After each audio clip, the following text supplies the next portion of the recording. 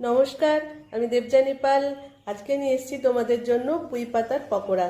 তো চলো কেমন বানাচ্ছি পকোড়াটা তোমরা দেখে নাও, আর কেমন লাগলো সেটা অবশ্যই জানাবে। সঙ্গে সঙ্গে লাইক কমেন্ট শেয়ার করতে ভুলবে না কিন্তু।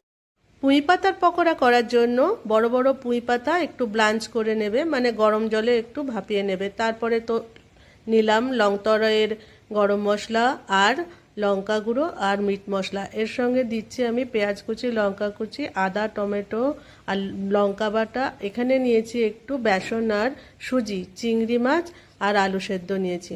চিংড়ি মাছটা প্রথমে ভেজে তুলে নিলাম, তার মধ্যে ওই তেলেই পেঁয়াজ কুচি দিলাম। তারপরেই আমি দেব আদা, লঙ্কা, টমেটো বাটাটা, আর লঙ্কা কুচিও আলাদা করে দেব। এর সঙ্গে দেব আলু সেদ্ধ।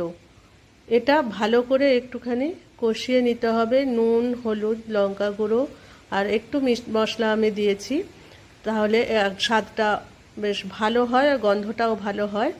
এটা একটুখানি শুকনো শুকনো হয়ে গেলে আমি এর মধ্যে আলু সেদ্ধটা ঢেলে দেব। আলু সেদ্ধ যখন ঢেলে দিচ্ছি তখনই কিন্তু আমাকে গ্যাসটা কমিয়ে দিতে হবে, একটু শুকনো করে নিতে হবে।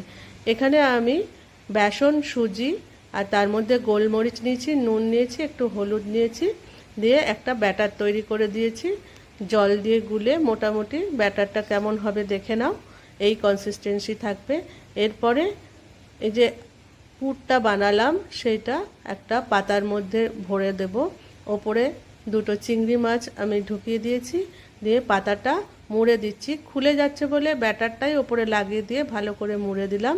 তারপর তেল গরম করে আমি এই ব্যাটারে পাতাগুলো একটা একটা করে ডুবিয়ে ভালো করে মুচমুচে করে ভেজে নিয়েছি। বেসনের সুজিটা কিন্তু অবশ্যই দেবে, তাহলে বেশ সুন্দর মুচমুচে হবে পকোড়াগুলো। এটা তুমি ভাতের সঙ্গে খেতে পারো, অথবা কোনো ডিপ দিয়েও খেতে ভালো লাগে, সস দিয়েও খেতে ভালো লাগে। আমরা তো মুড়ি দিয়েও খেতে পারি। খুব সুন্দর একটা রেসিপি। কেমন লাগলো জানাবে।